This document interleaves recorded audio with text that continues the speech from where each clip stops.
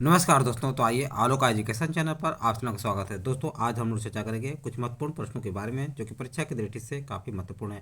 तो ध्यान दीजिए, पहला प्रश्न आप लोगों के सामने है। पहला प्रश्न आप लोगों के सामने है। निम्नलिखित कथनों पर विचार कीजिए। क्योटो प्रोटोकॉल सन 2005 से प्रभावी हुआ। कब से प्रभावी हुआ? क्योटो प्रोटोकॉल सन 2005 से प्रभावी हुआ। क्योटो प्रोटोकॉल मुख्य रूप से ग्रीन हाउस गैसों के निकास को कम करने से संबंधित है। मीथेन की तुलना में carbon dioxide green house gas के रूप में 5 गुना अधिक प्रभावी होती है। उपरोक्त में से कौन सा से कथन सत्य है? इसमें सत्य कथन बताना था दोस्तों। विकल्प आप लोगों के सामने है। ए 1 और 2, बी 2 और 3, सी केवल 1, डी केवल 3। तो इसमें से बताना है कौन सा जो है सही है।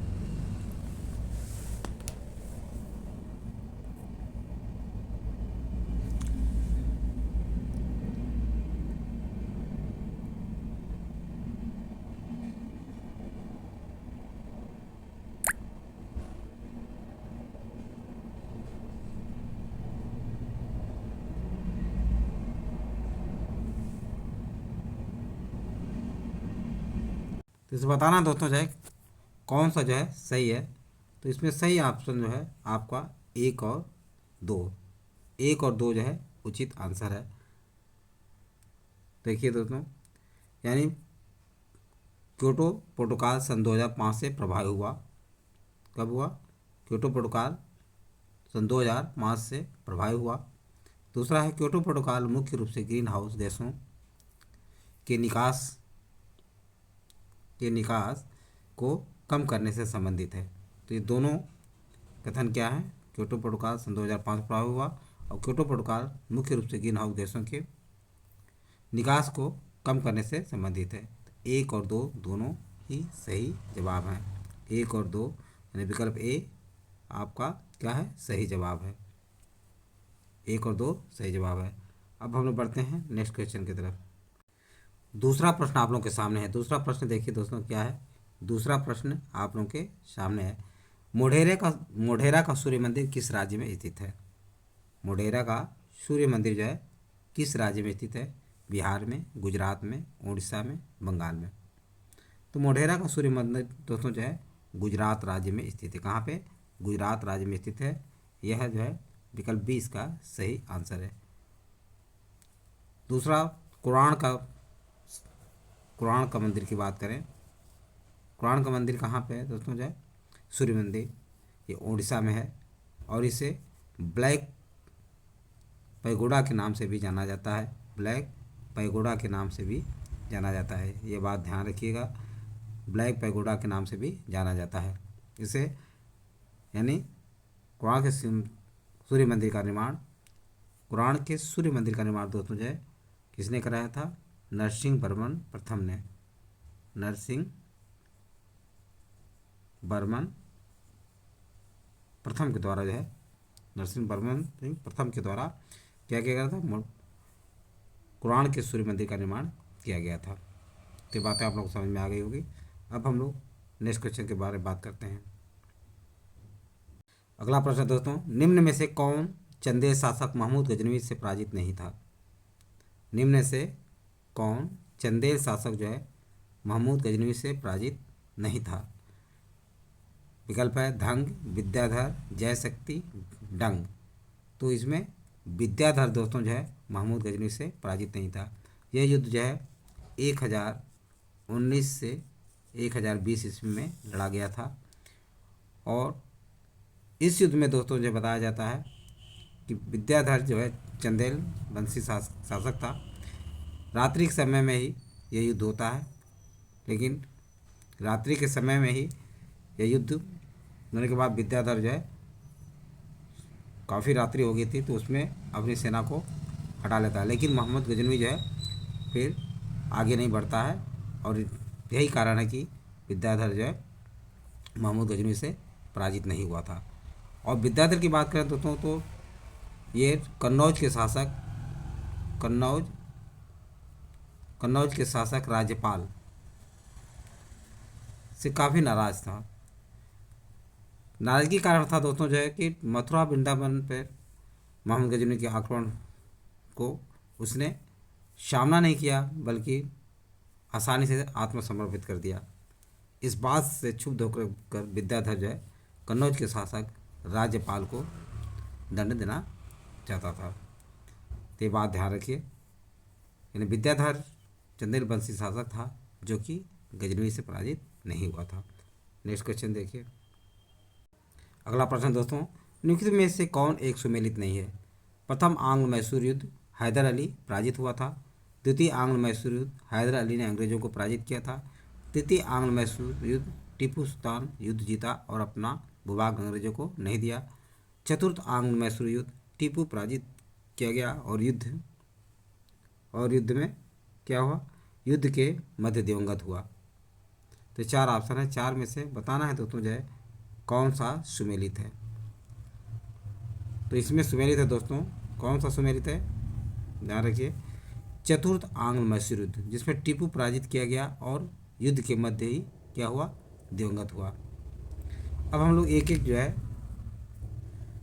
प्रथम आंग्ल मैसूर युद्ध की बात करें तो ये 1767 से 69 ईस्वी में लड़ा गया था। और इस युद्ध में दोस्तों जो है ब्रिटिश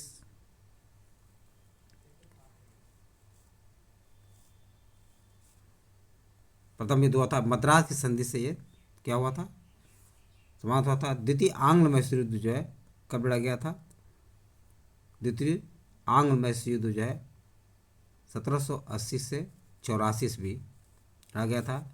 और इस काल में जो है लॉर्ड कौन था? लॉर्ड वारेन हेस्टिंग जो है इसमें क्या था? ब्रिटेन का गवर्नर जनरल था। और यह युद्ध जो है 1784 के मंगलोर संधि के साथ समाप्त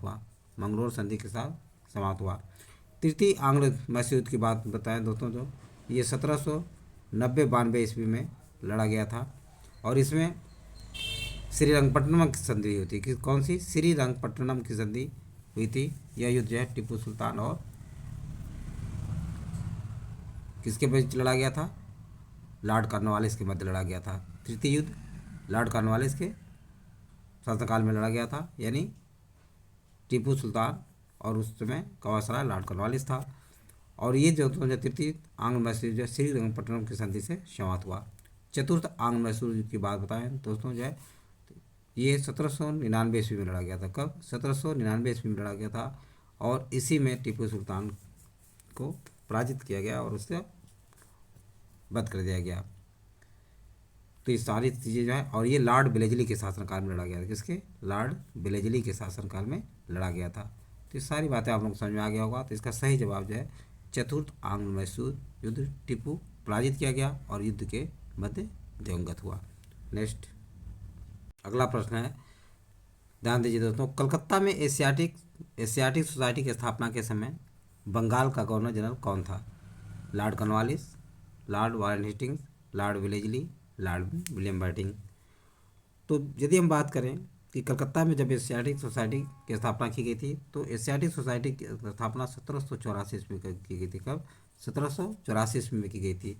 तो इस आकलन लगा सकते हैं कि उस समय जो है बंगाल का गवर्नर जनरल कौन था। तो उस समय दोस्तों बंगाल का गवर्नर जनरल वारेन हेस्टिंग था। कौन था? लॉर्ड वारेन हेस्टिंग जो है बंगाल का गवर्नर जनरल था।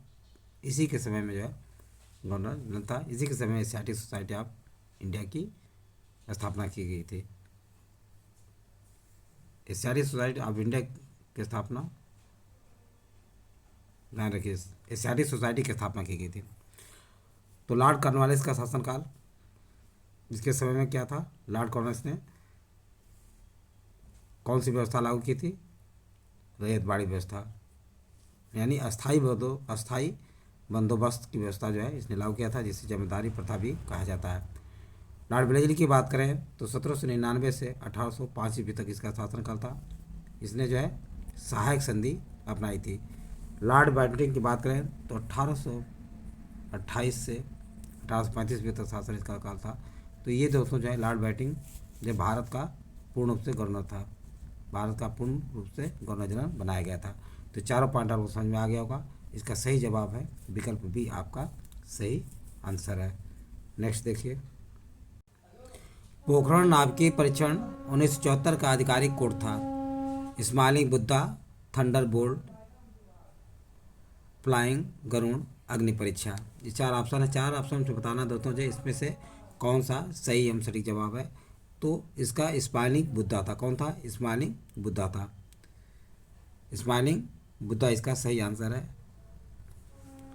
नाभिकीय परीक्षण, पोखरण नाभिकीय परीक्षण 1974 में परमाणु आयोग के द्वारा, परमाणु आयोग के द्वारा दोस्तों जो है सन 18 मई सन 1974 में राजस्थान के पोखरण नामक स्थान पर यह परीक्षण किया गया था और इसका नाम जो है स्माइलिंग बुद्धा रखा गया।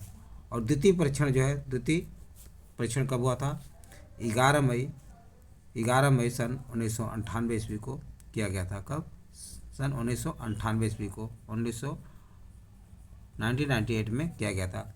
पहला परीक्षण 1974 में किया गया था जिसे स्माइलिंग बुद्धा नाम दिया गया था। दूसरा परीक्षण दोस्तों 11 मई सन 1998 को किया गया था। तो ये दोनों बातें आप लोगों को समझ में आ गया होगा। इसका सही जवाब है विकल्प ए, आपका सही जवाब है स्माइलिंग बुद्धा। नेक्स्ट क्वेश्चन देखिए, निम्नलिखित में से कौन सा युग्म सही सुमेलित है? राज्य है, मुख्य भाषा है। गोवा, कोंकणी, मेघालय, खासी, नागालैंड, अंगामी, सिक्किम, तिब्बती। तो इसमें बताना है कौन सा सही सुमेलित नहीं है। गोवा, कोंकणी, मेघालय, खासी, नागालैंड, अंगामी, सिक्किम, तिब्बती। तो इसमें जैसे दोस्तों जो है सुमेलित नहीं है। क्या नहीं सुमेलित है? सिक्किम तिब्बती जो है सुमेलित नहीं है। यहाँ की भाषा क्या है? नेपाली है। क्या है? नेपाली भाषा है। और लेप्चा, ये सब सुमेलित है, यानी सिक्किम की नेपाली और लेप्चा है। तो ये बात ध्यान रखिए, यानी विकल्प डी आपका सही आंसर है। और वहीं बात करें मेघालय की तो ये सुमेलित है। नागालैंड की बात करें तो आगामी, ये भी सुमेलित है। और इसके बाद जो है गोवा की बात करें तो गोवा भी क्या है? सुमेलित है। मात्र क्या नहीं सुमेलित है?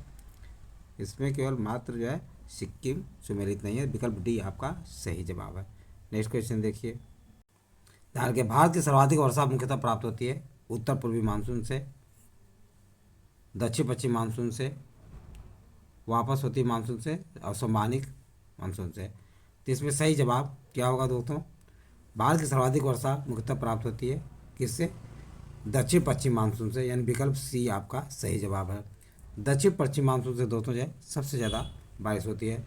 वहीं उत्तर पूर्वी मानसून से बात करें तो इसमें सबसे ज़्यादा ये लौटता हुआ मानसून होता है और इसमें सबसे ज़्यादा बारिश जो है तमिलनाडु क्षेत्र में होती है। कहाँ पे? तमिलनाडु और पंजाब राज्य के में होती है। तो सबसे ज़्यादा तमिलनाडु में होती है उत्तर पूर्वी मानसून से। तो विकल्प सी आपका सही और सटीक जवाब है। नेक्स्ट देखिए, निम्न में से कौन सा एक अधिकार राष्ट्रीय आपातकाल तक में भी समाप्त या सीमित नहीं किया जा सकता है? विकल्प है देश के किसी भाग में निवास तथा बसने की स्वतंत्रता का अधिकार। दूसरा है व्यक्तिगत स्वतंत्रता जीवन का अधिकार। तीसरा है भारत के संपूर्ण क्षेत्र में आबाद भ्रमण की स्वतंत्रता का अधिकार। चौथा है वृत्ति या उपजीविका की स्वतंत्रता का अधिकार। तो ध्यान रखें दोस्तों, इसमें व्यक्तिगत स्वतंत्रता तथा जीवन का अधिकार समाप्त नहीं किया जा सकता है, क्योंकि जब राष्ट्रपति 3 प्रकार का आपातकाल लागू किया जाता है, यानी राष्ट्रपति शासन, राज्यों में अगर विद्रोह हो जाती है तो उसमें शासन संवैधानिक विफल होता है, संवैधानिक तत्व विफल होता है तब तो 356 के तहत लागू होता है। और वित्तीय संकट के समय यानी 360 के तहत जो है लागू किया जाता है। लेकिन जब राष्ट्रपति शासन आपातकालीन की स्थिति होती है उस समय व्यक्तिगत स्वतंत्रता तथा जीवन का अधिकार अनुच्छेद किसका? 21 और 20 और 21, यानी 21 तो बिल्कुल ही समाप्त होता है, क्योंकि जीवन में ये क्या है? प्राण एवं दया की स्वतंत्रता जो है ये समाप्त नहीं की जाती और 20 भी नहीं समाप्त होता है। वही उसी तरह अगर बात करें, अगर राष्ट्रीय विद्रोह, सशस्त्र विद्रोह का आपातकाल लगता है उस समय दोस्तों जो है 21-20 के साथ साथ 19 के भी कुछ पॉइंट, अनुच्छेद 19 के भी कुछ पॉइंट जो है बरकरार रहते हैं, ये समाप्त नहीं होते हैं। लेकिन वैसे ध्यान रखिए आपातकाल के समय में जो है सारे मौलिक अधिकार समाप्त हो जाते हैं, सिर्फ जो है अनुच्छेद 21 और 20 को छोड़कर।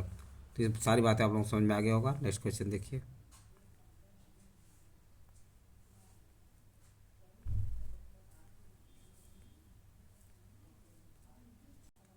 तो ध्यान दीजिए दोस्तों,